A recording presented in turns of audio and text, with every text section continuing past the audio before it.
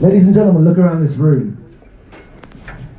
I don't think I've ever in my long career seen such a bunch of specimens. The great and the good of the London cocktail scene over the last 20 years. In one room. In daylight hours. Mostly sober. Apart from Downey. On behalf of myself, my team at Cocktail Credentials, notably Alex Shepherd, who's been using her surname to good effect and herding you cats here today to be at the right place at the right time, most of you. To the awesome crew at Gridiron and Como Holdings, not least the wonderful Kate Richards in the corner, and Liam Davey, but we'll get to him later, for making this happen. We extend to you the warmest of welcomes. So tonight is an extension of a Cocktail Credentials, Cocktail Conversations event, where traditionally in the past we've invited exceptional characters from outside of our industry, of the bubble that we all inhabit, for a chat and a cocktail to see if there's anything we can learn from their professions. So in the past, yes, we absolutely had to have a conversation with the only genuine ranking non-Japanese samurai warrior in over 400 years. To see if there's anything we can learn from him that will make us be better at our jobs. As it turns out, Shokunin Kashitsu is a thing. And yes, of course, we absolutely had to ask Dr. Ben Lopez, not his real name, the leading hostage negotiator in the world, the only guy that's worked for both the NYPD and the London Met, an expert in kidnap for ransom, to see if there's anything we can learn from him in his day-to-day.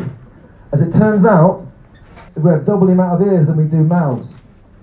It's a lesson many of us could learn, probably myself at the front of the list. But today's a different day.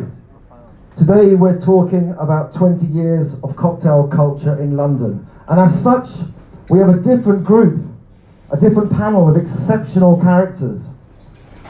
I'm not going to introduce them now. I might not even introduce them later. Because if you don't know who these guys are, you probably shouldn't be in the room. So this whole thing started out in 1999. And to set a bit of context about what happened in 1999, I put this in just for Downey, Man United won the treble. Google first launched. The London Eye was first erected, wasn't first erected, it was just erected. Say the word erected, the room laughs. Love you, Harper. Lou Bega's Mumbo No. 5 was at the top of the charts. I hope we'll play that a bit on loop later on. And perhaps most importantly, in terms of what happened in 1999, a TV series called Sex and the City was first aired on British television.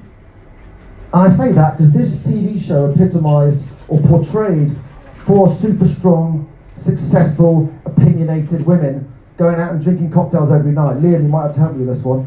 In the immortal words of the self-anointed King Cocktail, Mr. Dale DeGroff, it was women that drove this thing at the start of the cocktail revolution. They were there from the start. So I want you guys all to think now about what you were doing in 1999. And if the answer to that question is slipping into my first pair of big boy pants, then firstly you managed to sneak under the minimum age requirement for this event, but also well done. In fact, I'm looking now, there's no one here that's under 30. Sorry. Sorry, India. Your mum will have my balls for that one. So I wanted to ask our panel, let me introduce them now, least you don't know. The incorrigible Jonathan Downey. You know, I said incorrigible, what you're doing is just fucking encouraging him. The delectable Hannah Sharman Cox. And the man with the best cheekbones in the business, Tristan Stevenson. So I'd like to ask you first, JD, and I'm giving him a minute. I'm giving you the last slot of the night during the discussion for when he opens up a can of Whoop House on the top 20 list. Jonathan, what were you doing in 1999? I was still a corporate lawyer working in the city for most of 1999. I was wearing a suit to work. I enjoyed my job. I wanted to do something on the side. I'd opened a bar already in Clerkenwell called Match EC1.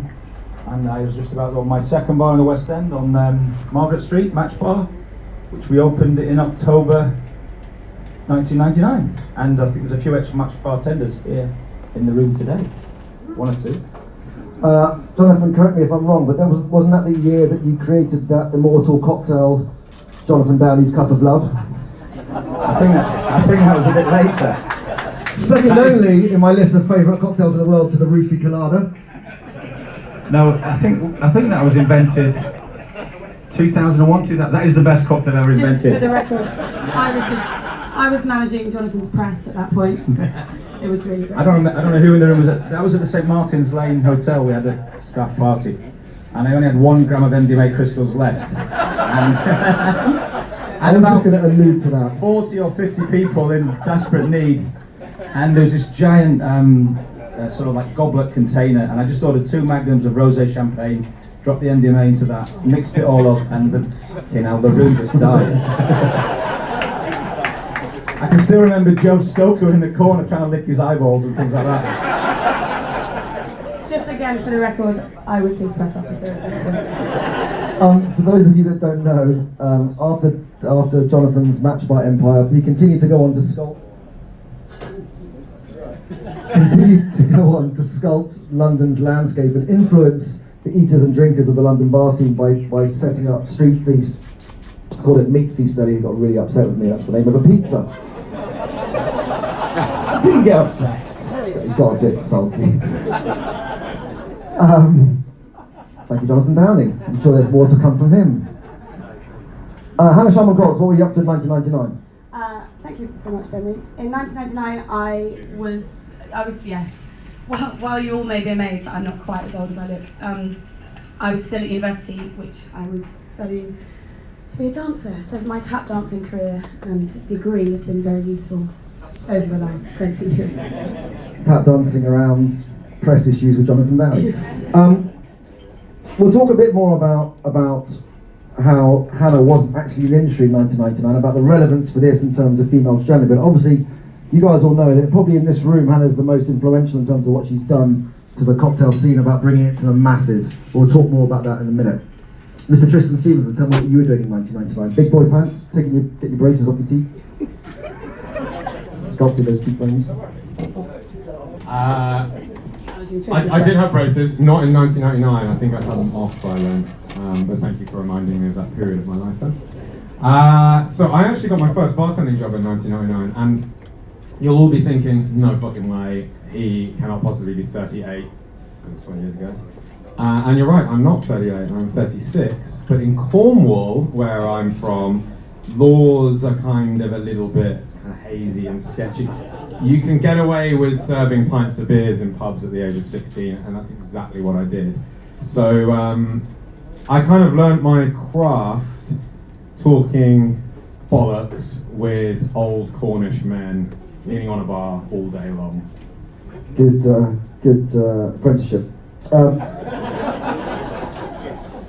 I was actually, bit of smoke up my own hysteria, I was actually midway through my 2-year tenure writing a weekly column for the Saturday Times magazine called Bathlight. Just a little bit of self-promotion there. We are, of course, sitting in the building that used to house the Met Bar. Some of you might be familiar with it. The person that asked me just now, where's the toilets, is definitely not familiar with the Met Bar. The people that used to go to the Met Bar are laughing at this joke, the others aren't. The Met Bar was, whether by fortune or design, the place where the glitterati of the London scene were toasting their successes. And again, we had a membership policy which allowed the fashion, film, music and media industry to become members and come down here and enjoy nights. And it was those 4 industries that were really revelling in the successes of London at the time. There's a very famous Vanity Fair cover which had Liam Gallagher, more on him in a minute, and Patsy Kensit under a Union Jack duvet with the phrase "Cool Britannia" written across the top. London swings again. And it was here that I was head bartender. And I want to talk you through a little 360-degree tour of the Met Bar. Some of the memories, vague memories, expensive hypnotherapy brought these back to me, of the Met Bar. Picture the scene. A warm Sunday evening. Liam Gallagher standing at the bar. Parker zipped up to the neck. Ubiquitous beer in hand. And I heard him, because I wasn't behind the bar obviously, I heard him ordering a pineapple martini and a raspberry martini. We were quite well known for fresh fruit martinis in those years. We were the bar that first came up with the idea of adding fresh fruit as an ingredient to cocktails rather than just as a garnish. And I saw my bartender looking a bit nervously at me. Why is he ordering fresh fruit martinis? And I kind of mouthed to him, "Go ahead son, you're good." Whilst thinking to myself, is this it? Is this that moment that might, in 20 years' time, be featured on a list of 20 defining moments of the last 20 years? That moment when man, and not just man, Neanderthal man, admits that drinking a slightly pink, fruity drink from a martini glass is not gonna compromise his masculinity or define his sexuality. And I think that Liam might have been reading my thoughts, because he turned around to me, drank the rest of his glass of beer in one, picked up both martini glasses, poured both both fruit martinis into his beer glass, smashed it down in one, and then did the Gallagher strut towards the toilets, presumably to wallop a massive nosy of hurry up the size of a teenager's forearm. Don't know why I'm looking at you. I do know why I'm looking at you. Let's move away from the legendary red bar towards the DJ booth. This used to be the DJ booth over here, and it was backed by ceiling-to-floor mirrors. And I remember one time when Michael Jordan turned up unannounced, Michael Jordan, the basketball player, obviously there's no other, turned up unannounced at the front door with a security detail of SAS. And they very rudely pushed past me, and Michael Jordan obviously thought, well, this can't be the VIP room. Of course, the Met Bar was the VIP room of London, so headed towards what he thought was another room. And then spent at least 15 seconds trying to sidestep the only other 7'5" bald black man in the room until he realised. Moving over to this side of the room. This was Banquet 1, Banquet 10, with 2 and 9 in between. Banquet 1, Michael Keaton, where are you? Hey. Was for the well-behaved punter that might want to be seen. Table 10 was for the opposite of that. Though I don't really know why anyone really cared. We were the first bar, perhaps ever, in a time before camera phones, that banned photography in our bar. Every member of staff had to sign an NDA. So it's pretty much licensed to do whatever you wanted in here. And then I'm going to move you over to the Met Bar toilets. Some nervous laughter, especially from the gridiron guys. The Met Bar toilets, which are exactly the same as they were 20 years ago. Who would knock down walls that could tell so many stories?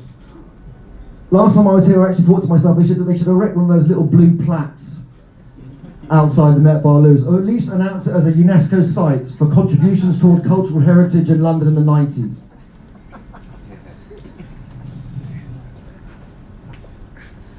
So that was then. We've got plenty of stories from that era, but this is now. And Gridiron have taken control over this space, and now it's time for them to make their own stories and create their own history. I wanted to introduce you to some of the key players in this team. Liam Davey and I sat down together about 3 months ago, ostensibly to launch their cocktail menu. And then the more we drank, the more laughs we had about the old days. We thought, let's create something that's a bit unique. Let's get the top guys over the last 20 years into this space. It sounds a bit like your obituary. What is Gridiron's last is Hawksmoor's game? And then we look at the drinks list, designed by the Benning brothers, from 3 Sheets, award-winning bartenders that are just really taking over London at the moment. And then we have the food consultant The guy that devised this whole concept, Mr. Richard Turner, who I call the London meat guy, but apparently everyone else does as well, so I'm not offending anyone. Colin McSherry, the head chef, a glittering biog. He's worked for Heston Blumenthal, notably at the Fat Duck. We also have Fiona Beckett, mother of Will Beckett from Hawksmoor infamy, who created the wine list. But it's actually not the sort of celebrities that we know that are associated with this place that make it special. For those of you that come here, you'll know it's the staff, the sommeliers, the waitresses, who make this place truly an amazing experience, as well as the product. Jonathan, who, as we know, is probably not the most open with compliments, has come here 3 times and says it's one of the best restaurants he's been to in a while. I've been here 3 times. Food's fantastic. Staff service 5. Everything's brilliant. Really good, honestly, really good. So, Love it here. So that was then, and this is now, and now it's time to discuss everything in between. Some of you have noticed already there are some cards that you're sitting on, nicely warmed by now. I invite you to open them up, and this is the basis of our discussion now for the next 20 minutes. There's already been some social media chat about how this list was put together. I want to make it very clear to you, this is not my list. This isn't my list. The way we went about this is we invited 20 to 30 people, some of the leading people in our industry, to submit their thoughts on what they think might be the 3 defining moments of the industry. Michael Butt gave me 10. Hannah Sharman Cox gave me 3, and then 3 bloopers of the last 20 years, which we'll talk about later. Ian Burrell gave me 3 that mostly involved him. This list is not subjective, it's not my list. We got all the feedback from 30 different experts from the London scene over the last 20 years, and we cross-referenced them. And we found that the volume of feedback appears on this list. And we don't do it, it's not the Sunday's top 20 charts, it's chronological. Well, firstly, here's the thing, you guys are all opinionated, that's why you're here, that's why you're sitting in this room as the leaders of our industry. So I'm going to invite you at some stage during the night to fill in your top 3 moments. The top 3 defining moments that you believe are represented from your personal perspective. However, this isn't a definitive list, it is to some degree a work in progress. So feel free as well to add moments that you think we might have overlooked. And we can continue to grow this list, so it is really using a bigger sample of the people that we used initially. So I'm going to start off now by asking Hannah if you could talk to me about the one moment on this list which you think is most relevant to you, or most, not even most relevant to you, just most relevant. First of all, I'm delighted to be on the list, so thanks very much. That was, Oh yeah, she's on the list. Yeah, I was shared this top 20, and I think really you can only speak from personal experience. And when I was shared the top 20, I didn't know I'd be sat next to him. Ugh. But for me, I came into drinks in 2002. Tell him what he called you. The most useless cunt he'd ever met. It There's no evidence of this. I don't remember. It didn't happen. It did. It's okay. It's alright, I've dined out on it. It's such good fun. It's totally fine. But everyone else in the room should feel pretty good about this, right? Yeah. I mean, some of you, honestly, how you got away with that one. But I came into drinks in 2002, and I was fortunate enough, somehow, to get a job answering the phone for Jonathan. He bought me a phone so that I would always answer it, just so we clear. Did ring me quite a lot. It was awful. Anyway. I'll leave then. No, be nice. Come on, Boston, be nice. So anyway, I was lucky enough to come in 2002, and I came straight into Milk and Honey London. Blimey. Made a bit of a noise, didn't we? It was good. And there's so many people here that were part of it. It was, it literally changed my life. I'd read about it in the States before London had opened, and I'd read the rules and the chat about it all, and I'd read about Sasha. And when I then heard it was opening in London, I went and knocked on the door. And I think everybody told me to fuck off probably first. But I did actually get a job answering the phone, which was brilliant. And from that, I actually worked for JD for 5 long years. never with a job title. And over that time, it was awesome. And those of you that were there will know that the alumni that came out of that set of people, those of them are still here. It just was really special. We had unbelievable training from some unbelievable people that you very kindly flew in to talk to us about things. And I think what we all came out of that and what we learned and what we took forward was testament to how much love and care was put in the venue in the first place. And without that, there would not be lots of people here sitting here with their own bars right now if they hadn't come to that. If So we, well done, boss. yeah, well done, Jonathan.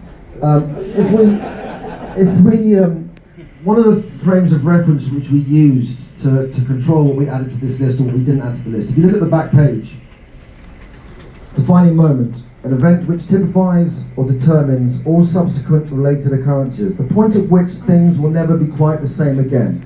So what was it, Hannah, and feel free to pitch in, JD, if you need to, what was it you think about Milk and Honey which changed everything in London? Because out of all the submissions I had from the various people we reached out to, the 30 or so people, Milk and Honey was the one thing that came up more than anything else.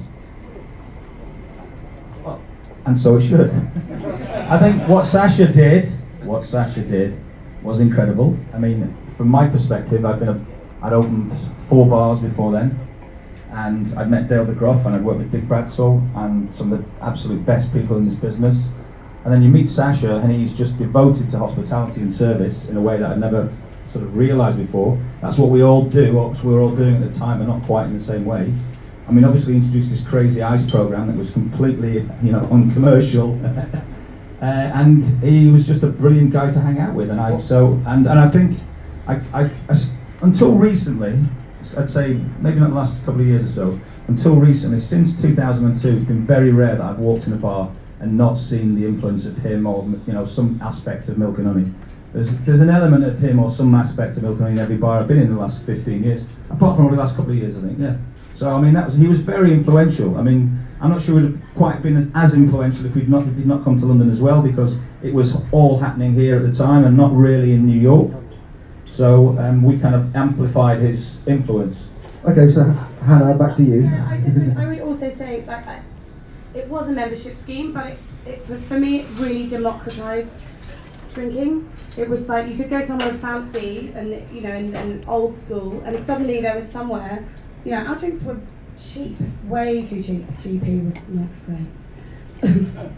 But our drinks were really reasonable, and they were perfectly crafted, served to you so carefully. And for me, that's something I've taken forward as always, is that this should be this. We're in this industry for everybody. We're not in this to pat ourselves on the back. We're in this to share what we're trying to do and to bring more people into our world. And I learned that from working with you, and I have honestly taken it forward. Okay, so let's bring Mike Butt here, because it looks like he's having a snooze. Hello, sweetheart. You were right at the forefront of that. You were at the coalface of what Milk and Honey was doing. What made the drinks that you were serving in those days so era-defining? Oh yeah, well done. And also different from what anyone else is doing. Want to have a moment to think about it? When I wrote down as my recommendation, I thought it was just the people. It was 50 people who were working at the time for the group, who all wanted to be there to work and put a little bit extra into every single drink that they served. That the drinks were for everybody. I met my life partner. I took her there to get her drunk so she would be my life partner. And because it was a place for every man to have a special occasion. Democratise that experience. The drinks were good because they had 3 ingredients that were as good as they could be. Every man until 11 p.m. and you had to get the fuck out. It doesn't take me that long. So again, I'll ask you the same question. What made the drinks different? Or what was different about the ice program? What influenced the rest of cocktail culture then for the next 10 years? Have you ever been to Milk and Honey? Yeah, late.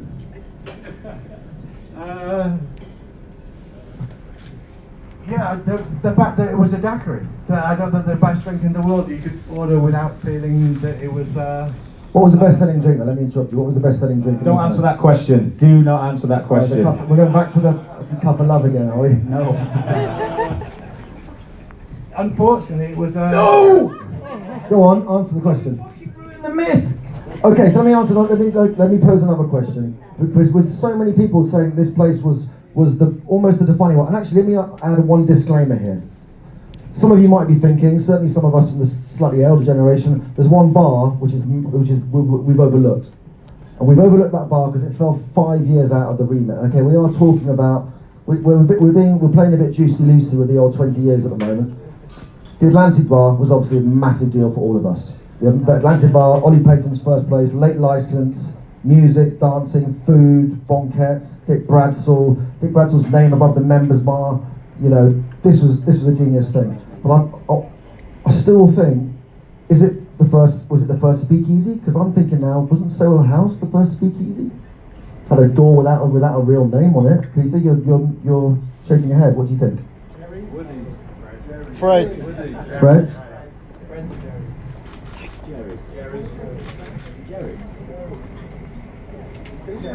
Zanzibar and Soho. I don't think we ever claim to be the first of anything. I don't think being the first matters anyway. Thanks for your contribution. Andy Bishop, first ever bar show, 2000. Round of applause. Has anyone else had any early memories from Milk and Honey and what the bar meant to them in those days? I took my husband on our first date there. And it was really dark. That was the thing that was so exciting about it. It was so dark. It was really dark and it was really exciting because it had the whole speakeasy thing. But kind of also, as Hannah said, when you got in there, you still felt like you were being treated, I don't know, welcomed. So it was sort of felt exclusive and yet welcoming at the same time. And that's a really difficult balance to pull off. So there we go. And we're still together, so it works. Okay, I want to move on now. I want to speak to Tristan Stevenson now about the and this is something which, when I put this list, when I helped collate this information, there were so many different variables, and I actually, what Tristan's going to speak about now, I kind of grouped together a number of different things under the title Instagram, because I think when Instagram launched, maybe there was a shift away from service and a concentration more on how the end product looked. Tristan. Are you referring to one of my bars? Not at all. First of all, thanks for having me here. I am definitely the least qualified person on this panel and probably one of the lesser qualified people in the room to be talking about 20 years of cocktail history in London, because I've only been involved in about 11 years of it. But it's been a wacky 11 years. And when Ben asked me to kind of start picking out which moments were defining for me, I was also kind of in the back of my head thinking about moments that took place before I arrived in London. However, I'm going to talk about moments that occurred afterwards because I was here to witness them and enjoy them, and I can still remember some of them as well. Now, if you look at the list, if you look at the whole list, there's actually 23 years on there in total, but 7 of the 20 items actually occur within a 3-year period, which was around 2009 to 2012.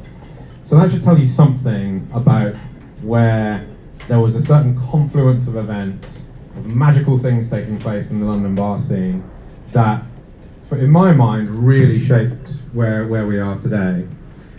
It was things like London Cocktail Week. It was things like what Ago and Eric were doing, first at the Connaught, then at the Savoy. It was things like, I'm going to have to reference my list because my memory has run out, the launch of Sipsmith Gin, of course, 50 Best Bars Award, the Artesian. Now, it was a special time, and in many ways these should all be grouped under one thing, but it's right that they're separated out because there were different intentions and different things going on amongst all of these different innovations, let's call them. Now, I opened my first bar in 2010, Pearl, and I remember it being a moment that felt special in the London bar scene. There seems to be the right balance of brand getting involved and helping to inspire bartenders and getting them to distilleries and all that kind of thing, There were small brands just coming about. We started to see the rise of bitters and of the smaller kind of craft gins. Bars were being celebrated by things like London Cocktail Week, and consumers were getting much more actively involved.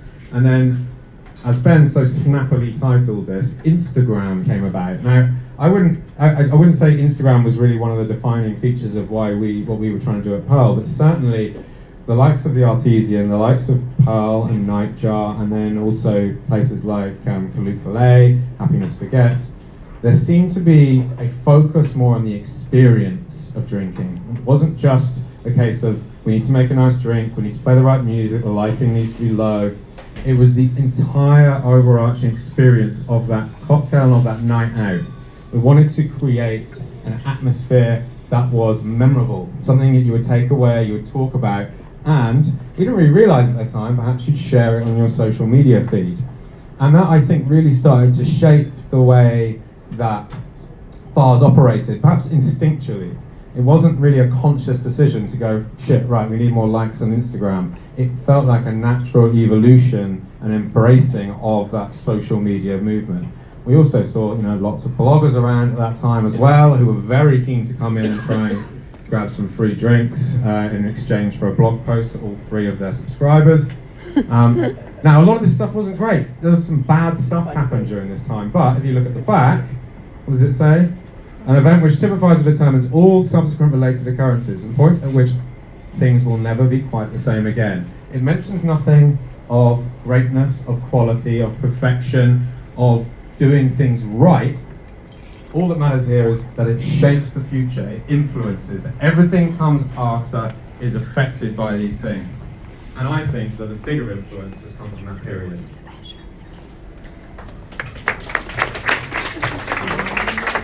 Anyone got any thoughts on that? I definitely have. Peter, you look like you want to say something. Guys, okay, I'll just say, it all started in the late 90s. And you mentioned a lot of names, but to me it was the only one name that counted. It was Dick Braxton. Now, because, the reason why, because that place was the only place you could actually still drink in at 2 or 3 o'clock in the morning, where all the bartenders used to go there at the Atlantic Bar to see him. So he was the catalyst. What actually happened to me is the father of mixologies. What actually means? It means that they actually created another wave of people called mixologies. Now, sorry to say that, but the British youngsters are not exceptionally good when it comes to people or entertaining people. That belongs to the Italians or whatever. But no. What I'm saying, I'm not talking about youngsters of today. We're talking about the youngsters of those days. Okay, and. That means when it means that it means that they're only making cocktails, when actually mixology only came to that only take care of one thing behind the bar. The only thing they had to do to make cocktails. The English came up top. Okay, that means there were a big wave of young English bartenders, and that is the energy that you have started all what you are talking about now. Is the English youngsters that made it all happen. Only because of mixology. That means they're not worried as a bartender, which entertainer, talking about service, no, talking about just making cocktails. And that's what did it. And that's why today we are now not more, what do we call it, we are professionals. Okay, we are before Big Brother were unskilled labor by the British people, British government. We were unskilled, so we were nobody. Except when the Big Brother came in, we actually came as a profession. Okay.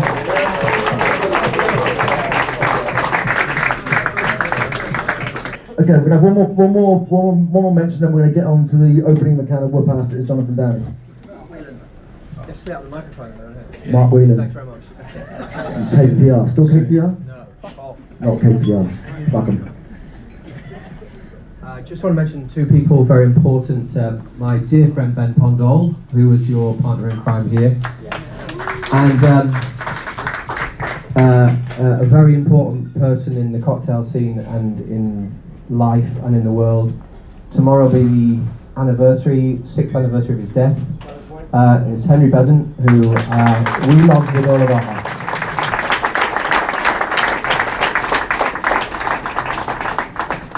Actually, we have doffed our cap to Henry in the list of the first consultancies that opened up in 2000 to 2002. Jonathan Downey, everyone. Don't bid me up. I'm just going to say a couple of Have a things. rant, go on. What we didn't pay you for.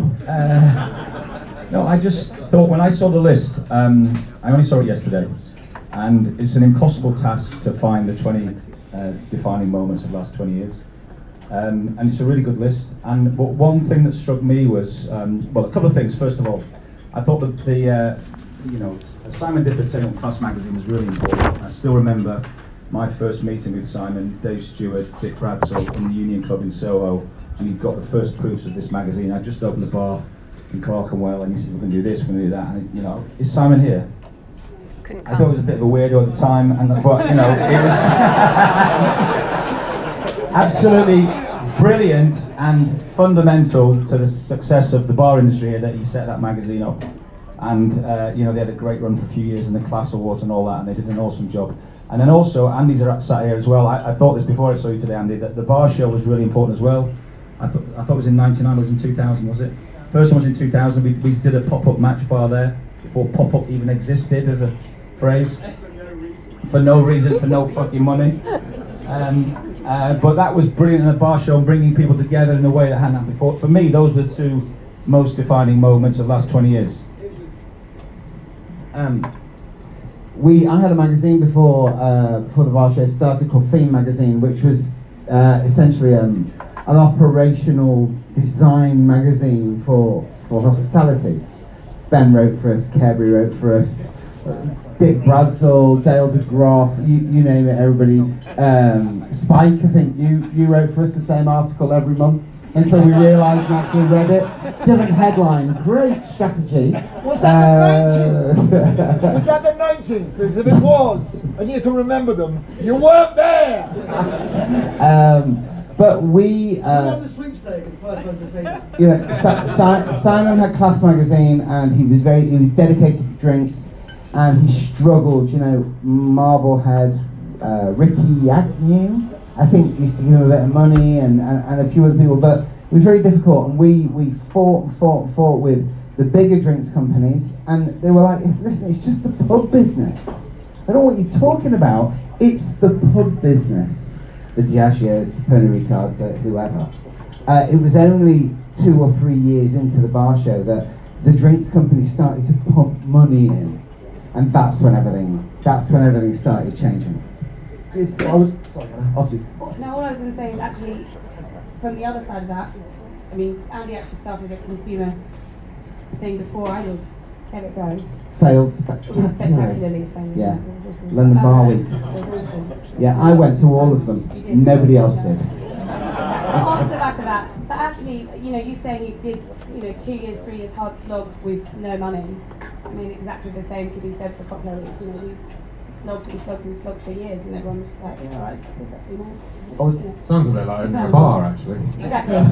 But you do get past that hurdle, and then suddenly that's the defining moment. And actually, maybe should the defining moment be that bit further forward, where actually there's some buy-in from the big guys? Because really, we wouldn't all be sat here if there wasn't on all of that stuff. It's interesting. I was thinking about the first bar show that I went to, and if you'd gone to a bar show then and been to one now, the big difference is the guys that were running the stands were fat guys in their 50s with postprandial bellies and big red noses and fucking comedy ties. I'm looking at you, I'm just looking for you to support. Whereas if you go to a bar show now, it's all cool guys with tattoos who are bartenders. And actually, I think that might have been why your first bar show went really well, because it was just before, well, at the same time as we found out that Wayne Collins, we did a lot of research, spoke to Simon Ford, we spoke to Max Warner, and we worked out that Wayne Collins was our first bartender brand ambassador, and that was a seminal moment in itself. So if you went to the first bar show, Was that before Angus? Angus, Angus started in the 50s. right, you got the, it. the 1850s. Can I introduce John Beach to those of you who don't know him? John Beach got me the job here. So when he said, can I have a +7, I went, all right. So, Hi, Ben. Well, for me, I started working with Oliver Payton in just before the 90s, and the most defining moment that really defined the independent bar sector in this country was the last Monopolies and Mergers Commission that they did was to make sure that the brewers actually sold off 25% stake in their freehold estates, which meant a lot of independent people in the UK in 89, 90 could afford to buy old pubs and restaurants. And actually it was Tom Bloxham in Bar that was Splash Properties in Liverpool, Bar in 1989, 1990, set up the first, what I would call the cool independent bar. Then it was the, which was Bar in Liverpool. And that was and then it was before Dry Bar, and then after it was Dry Bar, which was part of the Hacienda. So it was Tom Bloxham, I think, that really had the first independent, very cool bar. And that, for me, was the defining moment that started it. John Beach being quite serious. Love that. So, roofing larders. Jonathan Downey, what are your thoughts on this new wave, this new style of cocktail? What are your thoughts on, he says, with his tin opener, what are your thoughts on sheep's wool lanolin in a cocktail? Probably the same as most people in the room. I don't know what. I was just going to finish on the 20 defining moments. What struck me looking at that list was that a lot of really important stuff happened sort of before 2005, and very little since. And I've been a bit of a moaner in the last 10, 15 years about the London bar scene, and just thinking it's not really interesting, doesn't excite me. Sorry to some of the guys in the room, I don't think it's possible for the best bar in the world to be in a hotel, just because you can't define your crowd, and because you've got people who stay upstairs and they come down. You just can't create the right atmosphere. And I think 6 of the last 10 years, the world's best bar's been in a hotel. And I love the Savoy, I love going there, but it's not the best bar in the world. And even when Eric was there. And I think we lack that kind of independent, dynamic, fun element, because there's too much focus now, as Tristan was saying, since the sort of Instagram age, there's too much focus on looking good and winning things, and and it's all become about the bartender, and it's not about the customer anymore. And I think that is the biggest thing that's been a disappointment for me in the last 10 or 15 years, and I don't see it changing. I mean, we are in the world of self-absorption and self-obsession and selfies and selfies and selfies, and so it's not going to change. And I'm not sort of really moaning about it, I'm just kind of lamenting the fact that there will never be another bar like the Met Bar. There will never be, another bar like Match Bar in its heyday. There just won't be, I don't think. I mean, the Player was great as well. Before we got involved, the Player was a fantastic bar to go to. Alphabet, I used to love Alphabet. Yes. Alphabet was fantastic. When you just won't get those bars with that energy anymore. You'll get some guy, and Milk and Honey's partly to blame for this. Sasha's partly to blame for this. And I just think there's a little bit of an imbalance for me on the 20 defining moments, because I think the last 10 years has been a kind of a desert in terms of change. I mean, there's a lot of cool things happening, a lot of clever things happening, a lot of, but it's in terms of change and innovation and, I don't know, fun, for me, it's been a bit of a boring era. So what does this era need to get back what it's lost? What type of bar do we need to see now? It's just not going to happen, but it's a different generation who want different things. I love the millennial generation. They're tolerant, they're aware, they're far cooler. But I just think it's different. People drink less, people go home earlier. Brunch is more important than It's just the way things are. And it's just I just don't celebrate that as much as I celebrate, the decade before. Okay, here's the thing. So for me, I certainly remember, and there's a bunch of people in this room that might agree with me, that in the 90s, when bartending wasn't really seen as a particularly viable vocation, we were doing our best to get out of that business, to be given more gravitas, if you like. So we set up consultancies. And then for me, I see that bartenders setting up independent bars gives longevity to the industry. And are you saying, Jonathan, that actually independent bar owners are stifling what might happen in London? Not stifling. I think this might piss a few people off as well. I think one of the problems with a lot of modern bars is that they are bartender owned and they're not working with somebody like me, like an owner. It's a bit like giving a chef control of the restaurant. A chef alone cannot create a great restaurant. You need somebody front of house. Two of my favourite restaurants, Lyle's in Shoreditch. You've got James in the kitchen, John front of house. Both brilliant. Clove Club, Luca, you've got Isaac in the kitchen, you've got Johnny and Dan front of house. Absolutely brilliant. The two top ranking British restaurants in the world's 50 best, Lyle's and the Clove Club. And because they've got a great team, and I think we've got too many tiny, bartender-owned bars, and they're not working with somebody who's got that kind of objective step back from it. It's not just about you and the drinks, it's also about the customer and everything else. And listen, there are several exceptions. Happiness Forgets is one. Happiness Forgets is definitely one of my favourite bars. Great atmosphere in there. And I'm just talking kind of generally now, and also to try and provoke a bit of debate. Okay. Can I yeah. Last word from Tristan. No, I agree with a lot of what you said, actually. However, but what I will say is that, first of all, the state of the UK bar scene has not been set up to please just you. Fair point. There are other people that we call guests who come to visit the bars, and I think that the natural evolution of bars is very much like natural selection. An idea is tested. If it works, that idea is progressed. If it doesn't work, it's ditched.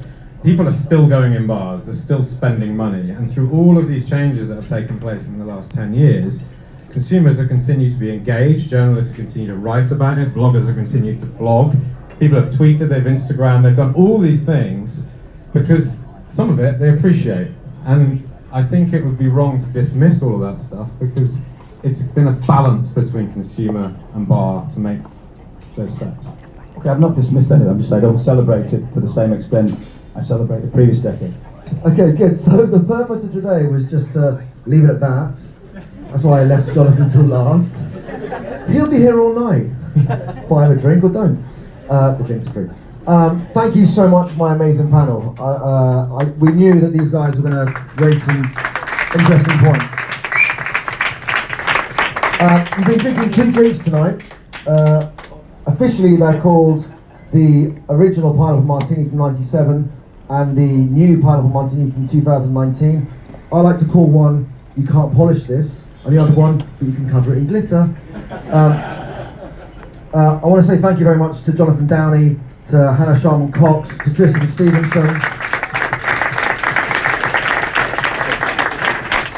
I want to thank the amazing team at Gridiron and Como and Liam. I urge you to come down and enjoy this place because it's a fantastic place. See you in another 20 years.